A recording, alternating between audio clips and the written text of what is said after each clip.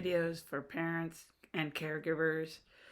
I just wanted to check in with everyone and talk about a few things because I haven't been able to communicate with people very much.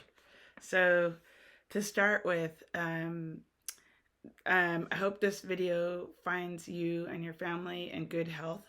And if you are caring for a loved one or having to do self-care for yourself, I understand, and please disregard this video and put that as the number one priority.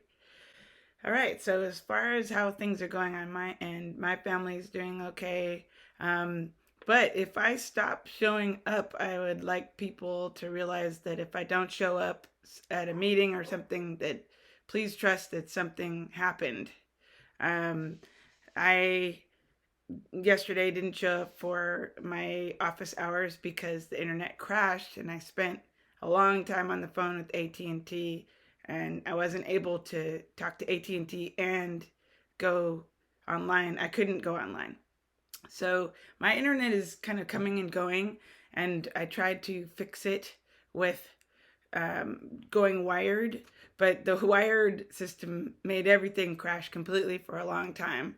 And then when I unplugged the wired, things came back to life. But the problem with how it came back to life is it's this really unstable internet connection, which I have Tuesday someone coming to help change everything and fix my problems, or at least get the ball rolling. So that's what's happening on my end of things. In terms of students attending and people who are showing up for meetings, I have about 6 or 10 students that stay with me all week for all the activities.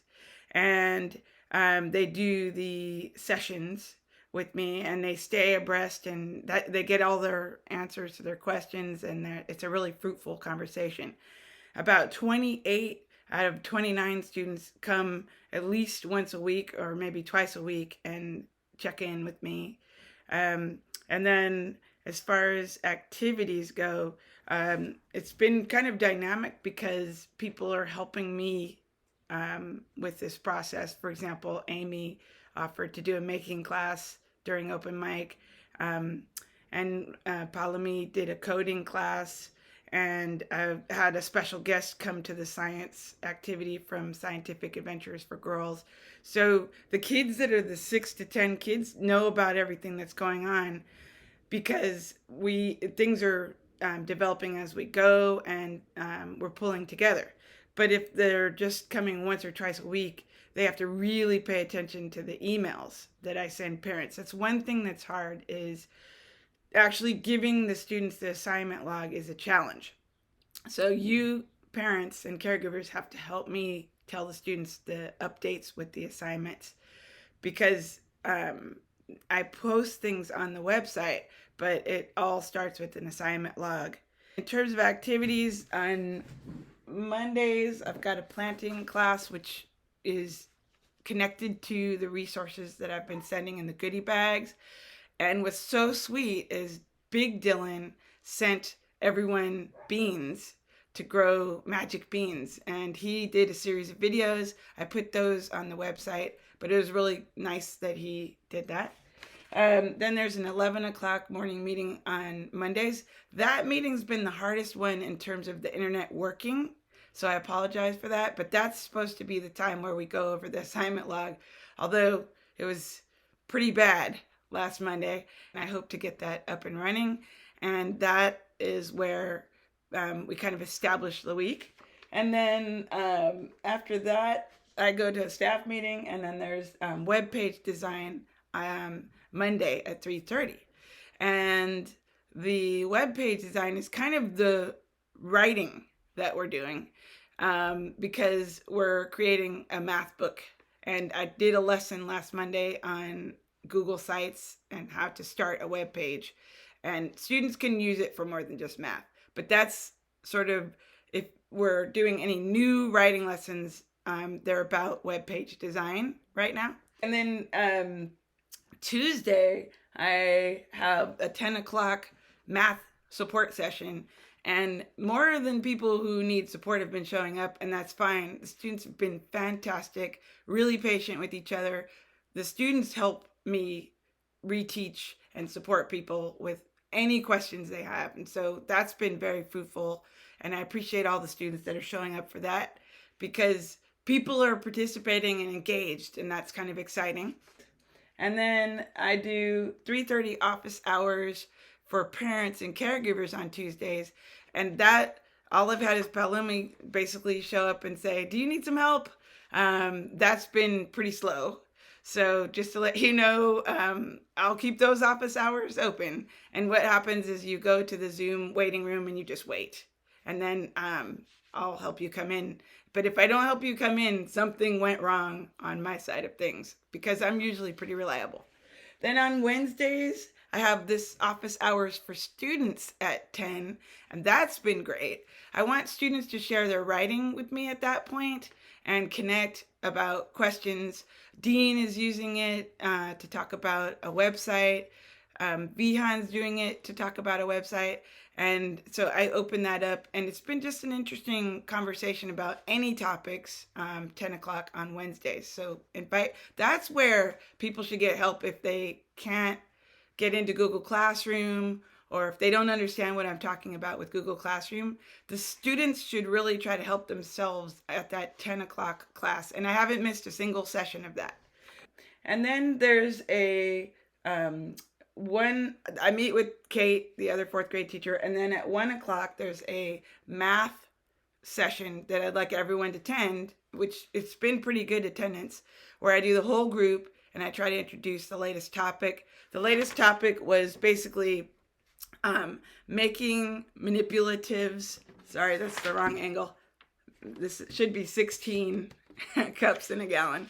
Making manipulatives at home with measurement, because we are studying measurement and equivalence, and if students don't even know what a pint is, it's hard to get them to understand things. So I want them to play with, sorry if you need these things, but play with things at home to get a real basis for how much is a cup, how much is a pint, how much is a quart, and then and a gallon, and how are all those things related.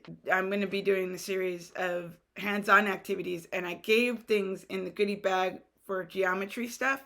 So just tell everyone to keep track of those items. I'm really worried about how students are going to keep track of supplies.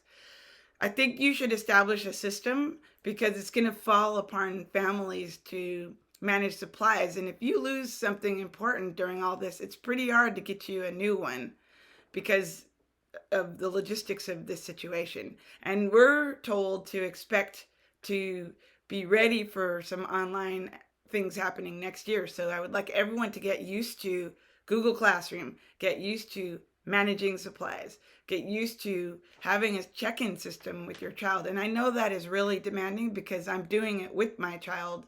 And it was really challenging. So I suggest just take on one step at a time. Just try to take one activity on. Maybe work on getting the child to log into Google Classroom just as a first step, and then take it from there. So on Thursdays, there's a music class with Jill at 8:40 in the morning, and Jill does this lively, soulful class that integrates history, and it's integrating a lot of different subjects, science, geography, lots of topics. That's really upbeat and positive, and I've only seen a few kids come to that. And then Thursday at 11, I do another math support session. And that support session has had a little crew of people show up, and it's been very productive. We've been able to answer all the questions, and I think people feel safe. As far as Thursday afternoons, I'm doing office hours for parents, and that was the one session I missed this week because right at 2 o'clock my internet crashed, and I tried to fix it and was on the phone with AT&T. And sadly, my phone isn't working. Don't worry, I ordered another one. But you should contact Palami if you feel that you need to contact me. She offered to support me during this time. And then Friday, we have PE with Coach. That is the one class so far that students have to use a different Zoom class ID. And they use Mrs. Besicky's Zoom class ID. Originally, I had the Zoom IDs on our website, but then it occurred to me that the website is public and that could attract people that we don't want in the Zoom meetings, and that can be a problem. So if you pay attention to the emails, there are details about that. Okay, and then on Friday, this is the class that the most people show up for, is 11 o'clock open mic. And that's all subjects, and that's a good time for people to share writing. But people have been a little shy about that. And that's pretty much what I've been doing in terms of activities. We're integrating something new where Jeremy, who's part of our support staff at Peralta, is going to offer sessions where I help them with the breakout room if students need survival skills concerning all of this and all of that all the things that they're facing. I haven't heard back from Mr. Swihart yet, but he's probably working on some classes. And then in terms of a couple other topics, the basic plan right now, 2 routines. 1 routine in the morning, which is English language arts, getting some writing done, and the students have a choice of topics, but I do want 1 journal entry per week because it's good to get children into a system of writing online. It's good practice. And students do not have to reveal private information or health concerns to me. It's just a way of me knowing they can use the system. And then there is the second routine, which is the math packet, which looks like this. Okay. And I got some questions about this. In terms of the math packet, when I have students score themselves, they haven't been very accurate with those self-scoring systems. So I'm not going to be scoring it. What I'm asking you to do is to look at the packet. And on this page, students take notes. And what happens is in the math lesson, I show some of the videos, so some notes can go here for that. But there's also links to other videos. But you're going to need a Vimeo account for some of the videos because I have a large library of videos in Vimeo, and you don't have to pay to have a Vimeo account. You can make one without paying. Anyway, so this is the packet, and you can tell which week we're on by looking at the set number here. We're on the 2nd set right now, and you can tell what day the activity happens because I put an M for Monday and a T for Tuesday and so on. And so I went back to the packet. I wanted something to sort of stay the same. However, this packet is way lighter. So I know there's parents out there that want to challenge their child further. And I suggest that they browse the website for other challenge because I put a lot more in there besides the 2 routines. And we always have the IXL account where students can do things all the way up to high school level. Or if they need something easier, they can do things down to kindergarten level. So, right. So that's the packet. And how do you figure out what the chant is? Well, if your child doesn't know a chant, all they have to do is show up for the math support sessions and ask about the chants.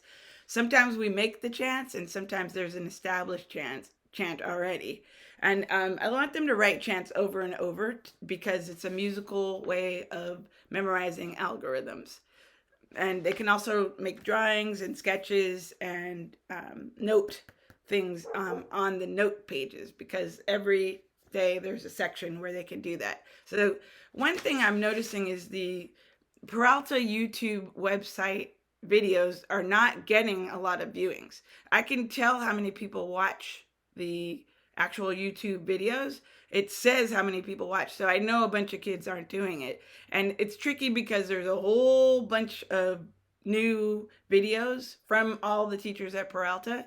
But if you look for 4th grade math videos, you will see the videos that I've made so far. Help your child navigate that to find the videos that belong to 4th grade math.